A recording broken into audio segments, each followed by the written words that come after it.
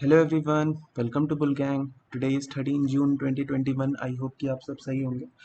आज हम आपके लिए लेके आए हैं एक मेटल सेक्टर से जुड़ा हुआ एक बेहतरीन स्टॉक। जी हाँ, ये टाटा ग्रुप से बिलोंग करता है और इसका नाम है टाटा स्टील। हमारी यूट्यूब फैमिली के मेंबर ने हमें बोला था कि आप इस स्टॉक का एनालिसिस लेकर आइए। हम आपके लिए स्टॉक का एनालिसिस लेकर आए हैं। अगर हम देखें इसके एनुअल रिजल्ट्स यानी मार्च क्वार्टर के रिजल्ट्स, तो इन्होंने नेट सेल्स अब दिखाई है 49% ईयर ऑन ईयर। इनका नेट प्रॉफिट हुआ है 6644.2 करोड़ रुपीस। इनका रेवेन्यू फ्रॉम ऑपरेशंस 39% अप है, जो कि हुआ है 49,977.4 करोड़ रुपीस। इन्होंने अपने ऑपरेटिंग प्रॉफिट में 150% का जंप दिखाया है, जो कि हुआ है 9,206 करोड़ रुपीस, जो कि अब तक का हाईएस्ट है। और इनका ईबीआईटी भी अब तक का हाईएस्ट है, जो कि 30,892 करोड़ रुपीस है, जिसमें इन्होंने 71% का जंप दिखाया है। इन्होंने अपना नेट डेट को 29,390 करोड़ से रिड्यूस भी किया है। और अगर ये इसी रेट से अपने डेट को रिड्यूस करते रहे तो फाइनेंशियल ईयर 21-22 में इनका डेट 45,000 करोड़ रुपीस हो जाएगा। और ऐसा ही चलता रहा तो फाइनेंशियल ईयर 24-25 तक ये एक डेट फ्री कंपनी बन जाएगी। और इनकी डेट रिड्यूस करने से इनका डेट टू एबिटदा ड्रॉप हुआ है 2.4 टाइम्स, जो कि पिछले साल 5.8 टाइम्स हुआ करता था। अगर हम देखें कि टाटा स्टील एक बहुत ही स्ट्रॉन्ग परफॉर्मेंस दे रहा है इंडिया और यूरोप में। Tata steel achieve the best ever quarterly crude steel production of 4.75 million tons. The company received highest ever annual delivery volumes of 17.31 million tons. Tata steel का ये डेट रिडक्शन प्लान एक बहुत ही positive और एक बहुत ही शार्प इम्प्रूवमेंट दिखा सकता है इनके लेवरेज रेशियो को इम्प्रूव करने के लिए।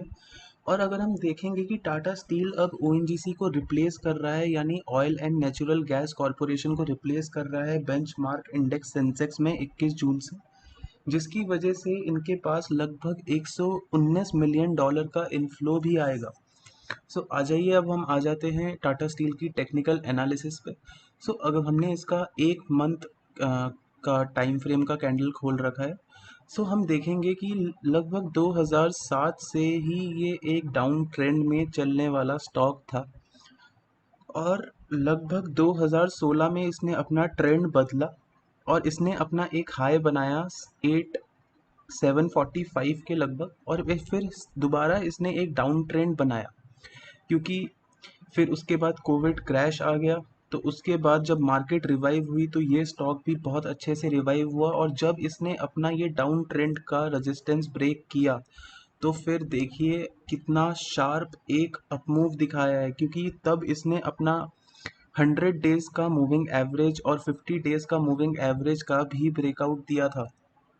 आ जाइए, अब हम इसके 1 वीक कैंडल पे आ जाते हैं।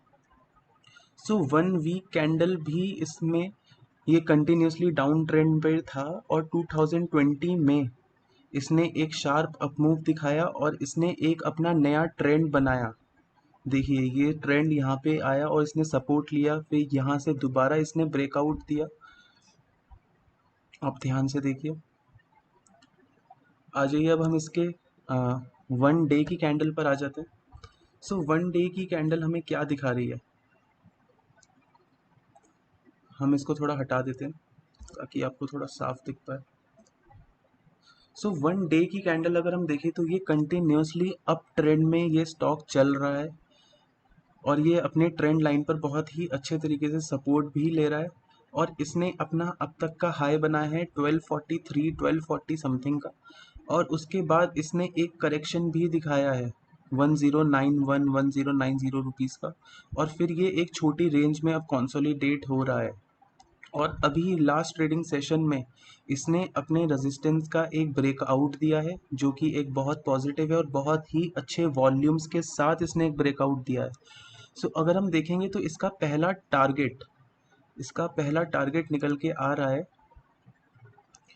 इसका जो ऑल टाइम हाई है यानी 1240 रुपीज़, अगर आप एक शॉर्ट टर्म ट्रेडर हैं तो आप वहाँ पे अपना प्रॉफिट बुक कर सकते हैं। अगर आपने ये स्टॉक एक स्विंग ट्रेड के लिए लिया था तो आप वहाँ पे अपना प्रॉफिट बुक कर सकते हैं।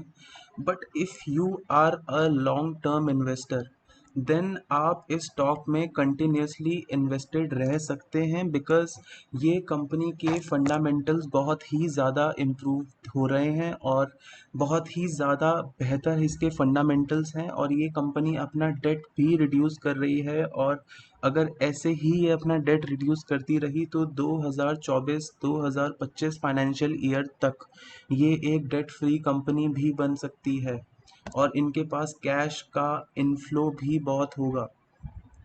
सो अगर हम देखें तो इसके लॉन्ग टर्म टारगेट्स क्या निकल कर आते हैं। सो लॉन्ग टर्म टारगेट्स कोई टारगेट्स नहीं है स्टॉक के। ये स्टॉक बहुत ही ऊपर जाने वाला स्टॉक है, क्योंकि आपको पता है टाटा ग्रुप एक बेटा नेम है। टाटा स्टील, टाटा ग्रुप का आप कोई भी स्टॉक उठा के देख लीजिए तो टाटा ग्रुप का हर स्टॉक आने वाले 5 से 6 सालों में इंडिया की ग्रोथ में एक बहुत ही पॉजिटिव अपना रोल, एक बहुत ही क्रूशियल रोल अपना प्ले करने वाला है। सो अगर हम देखें तो ये आपको कंटिन्यूसली 15 से 17% का कैगार ग्रोथ प्रोवाइड कर सकता है, यानी 15 to 16% compound annual growth rate. So अगर हम देखें तो आप अगर शॉर्ट टर्म हैं और आप ज़्यादा रिस्क एपेटाइट आपका कम है कि आप अगर फॉल से डरते हैं तो आप अपना प्रॉफिट, पार्शियल प्रॉफिट आप अपना 1238 1240 के प्राइस पर बुक कर सकते हैं, और आप अपनी कुछ क्वांटिटी हर फॉल में इसमें ऐड कर सकते हैं, क्योंकि मेटल सेक्टर्स साइक्लिक स्टॉक होते हैं। ये चढ़ते भी हैं, ये गिरते भी हैं। लेकिन अगर आप लॉन्ग टर्म, यानी लॉन्ग टर्म मेरे हिसाब से होता है 6 से 7 साल, अगर आपका इतना बड़ा विजन है, इतना बड़ा व्यू है, तो आप इस स्टॉक में कंटिन्यूसली इन्वेस्टेड रह सकते हैं। ये स्टॉक आपको 15 से 16%, 17% आपको कैगार प्रोवाइड करेगा, और ये मेरा मानना है। और इसका आरएसआई भी अब तक ओवरबॉट जोन में नहीं है, तो ये आपको अपने 1240 के टारगेट्स बहुत ही जल्दी अचीव करते हुए भी दिखाएगा।